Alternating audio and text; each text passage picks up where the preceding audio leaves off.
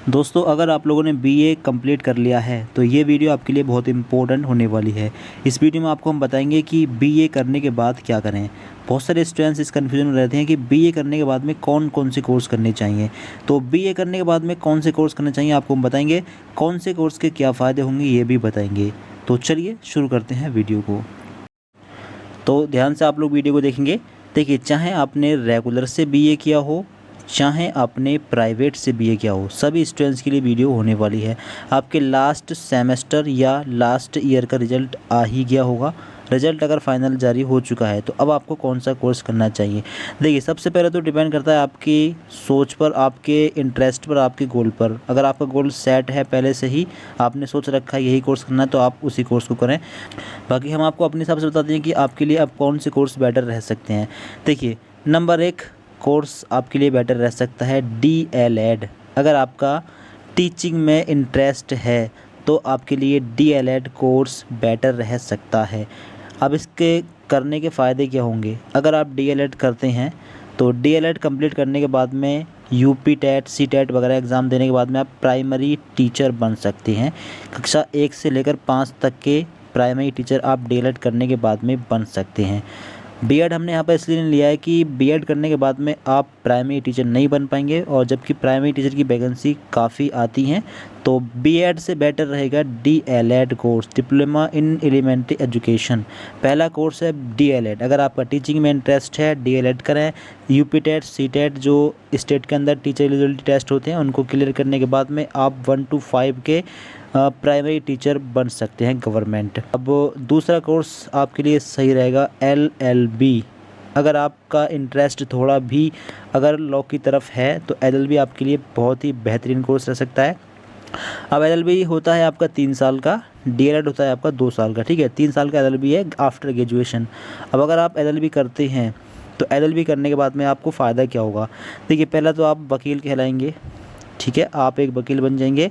कातिब भी आप बन सकते हैं। वकील के अंदर भी कई सारी पोस्ट होती हैं, मतलब आप प्राइवेट वकील बन सकते हैं, एडवोकेट आप कहलाएंगे। और एक कातिब भी होता है, कातिब भी आप बन सकते हैं। प्राइवेट वकील जो होते हैं बहुत ही अच्छी कमाई करते हैं प्राइवेट सेक्टर में। बाकी आप गवर्नमेंट भी बन सकते हैं, गवर्नमेंट आप लॉयर बन सकते हैं। गवर्नमेंट की कुछ पोस्ट निकलती हैं एलएलबी करने के बाद में, तो आप अप्लाई करके गवर्नमेंट जॉब भी ले सकते हैं।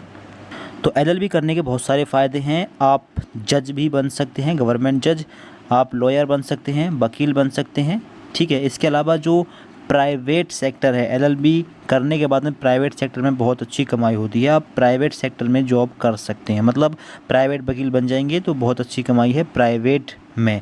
तो एलएलबी करने के बहुत सारे फ़ायदे हैं, एलएलबी आप कर सकते हैं। दूसरा बेस्ट ऑप्शन रह सकता है एलएलबी आपके लिए। तो ये 2 कोर्स हो गए। अब तीसरा एक और कोर्स आपको बताते हैं, आप इस कोर्स को भी कर सकते हैं अगर आपका इंटरेस्ट है तो। देखिए, तीसरा एक इम्पोर्टेंट कोर्स आपके लिए रह सकता है एमए।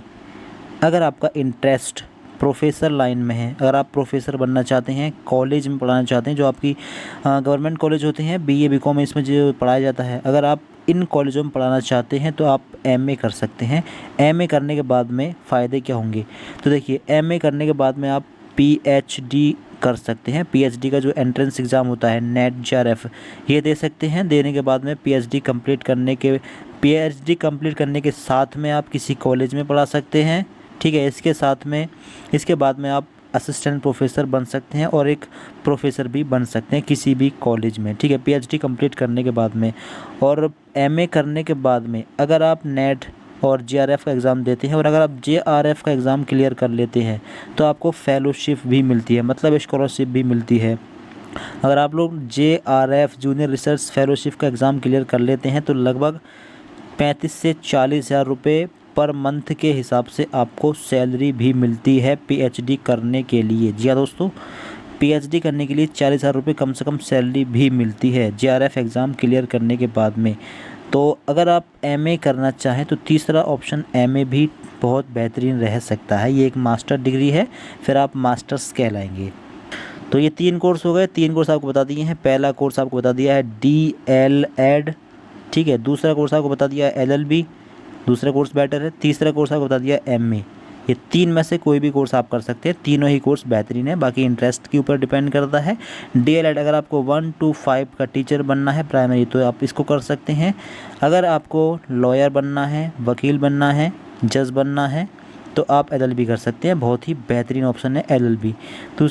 तीसरा अगर आप एक प्रोफेसर बनना चाहते हैं, कॉलेज में पढ़ाना चाहते हैं तो आप MA कर सकते हैं, ठीक है। MA करने के बाद में PhD करके आप प्रोफेसर बन सकते हैं, असिस्टेंट प्रोफेसर बन सकते हैं। तो 3 कोर्स बेहतरीन रह सकते हैं, इनमें से आप कोई भी कोर्स कर सकते हैं। बाकी आप कौन सा कोर्स करना चाहते हैं, आपको कौन सा कोर्स पसंद है, कमेंट बॉक्स में बता सकते हैं।